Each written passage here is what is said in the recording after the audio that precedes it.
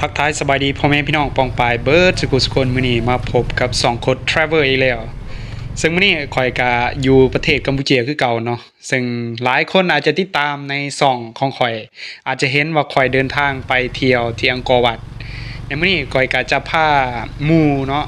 ซึ่งมาจากไทยแลนด์มาจากเมียนมาซึ่งเขาเจ้าอยากไปเบิ่งอังกอร์วัดเดี๋ยวมื้อนี้เขาจะเดินทางไปอันนี้ก็คือหมู่ก็คือคนเมียนมาเดี๋ยวโอ้ผู้สาวเนาะผู้สาวยิ้มให้เด้อทุกคนอันนี้เขาก็เดินทางไปฮอดบอนที่ข่อยมักถ่ายคลิปเนาะอันนี้กันเป็นเดินสาธารณะสำหรับแหล่งท่องเที่ยวอังกอร์วัดมันจะอยู่ทางหน้าเนาะเขาก็เดินทางไปมื้อนี้รู้สึกว่าคนหลายเป็นพิเศษเนาะทุกคนเพราะว่าแขกนี่หลายแห้งอยู่ที่อังกอร์วัดถ้าไปเบิ่งทางในนี่ก็จะหลายเนาะเขาก็ได้ซื้อขนมไปอันนี้ก็คืออู้สุดยอดเลยโปเตโต้ทุกคนสามารถไปเบิ่งได้เนาะอันนี้ก็จะเป็นสถานที่เอิ้นว่าสามารถถ่ายรูปได้ทั้งในของอังกอร์วัดอันนี้จะเป็นลักษณะของกำแพงที่อยู่เขาเฮ็ดตามทางยางเนาะคันใดตัวนี้เฮาสามารถขึ้นได้เนาะเพราะมันเป็นคันใดที่เอิ้นว่าเขามันเก่าแก่แล้วเนาะ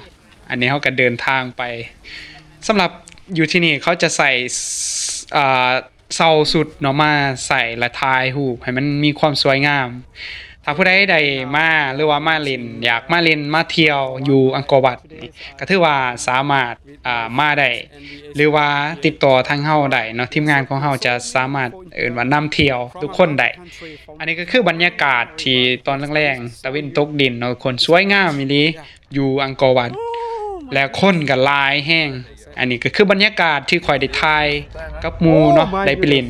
สุดยอดมีลิงอีกเนาะทุกคนหลายน้ำนี่สามารถโดดลงอาบได้อันนี้ก็จะเห็นเด็กหน่อยมันโดดลงสำหรับท่านผู้ชมที่ติดตามใน2คนทราเวลก็ขอบขอบใจเนาะที่ติดตามฝากให้ทุกคนไปเป็นกำลังใจในคลิปต่อไปโอเค see you